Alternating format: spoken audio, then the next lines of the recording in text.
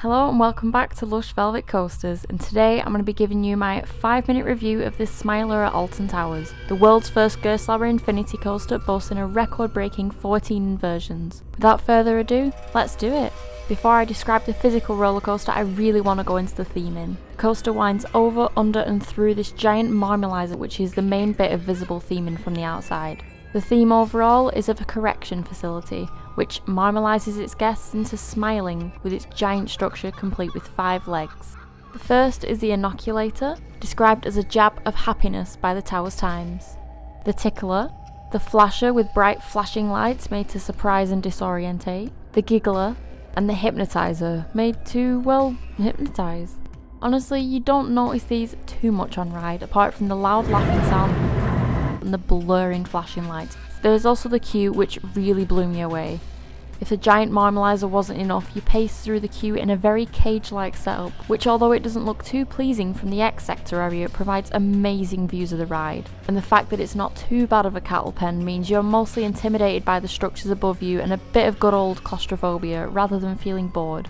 Although the soundtrack does get a little bit repetitive. It allows the marmalizer elements to become effective before you're even on board, and it's really unique to be directly under a roller coaster in the queue. One of the best bits for me personally is the indoor holding room, which has very facility-like rubber divides, taking you from the manic, loud track to an intimate, heavily themed dark room filled with projection mapping. Within a few minutes, you're led through more divides into a staircase, which takes you to the station, which is contrastingly bright. And there's cameras and a screen making you feel very watched. It becomes even more clinical looking, it's probably more unsettling than any other dark station I've seen.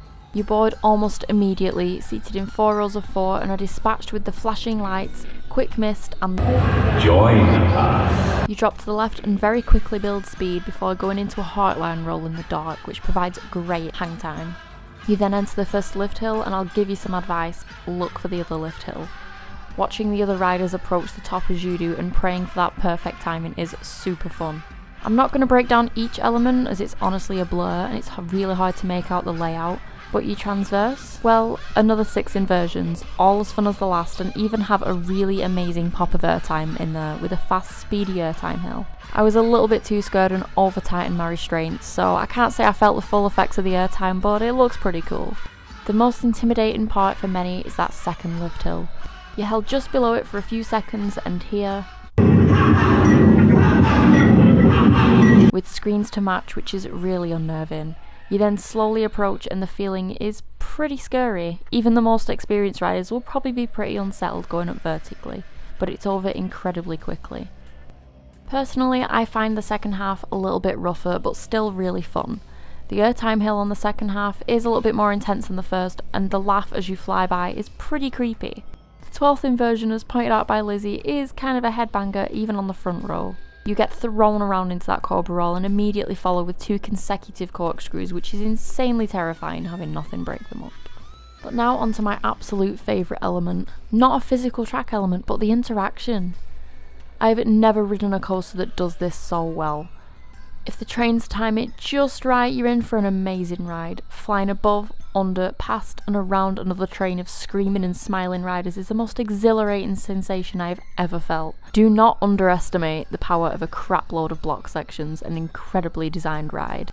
It's also very true to the name. I've screamed, wailed, laughed and cried on a roller coaster, but never have I literally grinned ear to ear all the way around. It was very bizarre. It's chaotic but surprisingly not as disorientating as it looks. Because there's so few rows, you'll always see the track in front of you.